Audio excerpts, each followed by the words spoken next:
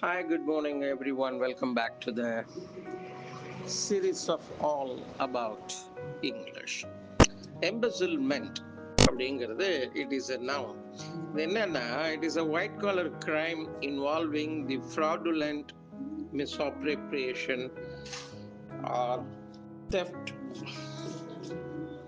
of money or property entrusted to someone's care, typically by an employee or a fiduciary.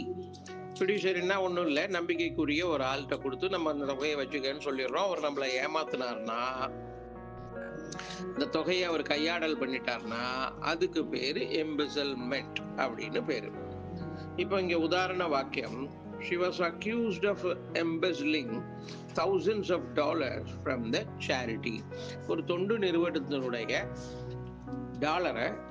டாலர்னா American மணி, அதை தௌசண்ட்ஸ்ல ஆயிரக்கணக்கான dollar மதிப்புள்ள தொகையை அவர் அந்த தொண்டு நிறுவனத்திலிருந்து கையாடல் செய்து விட்டார். யார்? இந்த பெண்மணி அப்படின்னு சொல்றாங்க. அப்போ இந்த எம்பெசல்மெண்ட்னா என்னன்னா, நம்பிய ஒருவரை ஏமாத்துதல், பெரும்பாலும் பணம் அல்லது சொத்தை சுரண்டி விடுதல். இதுக்கு எம்பெசல்மெண்ட் அப்படிங்கிற இந்த வார்த்தையை பயன்படுத்தலாம்.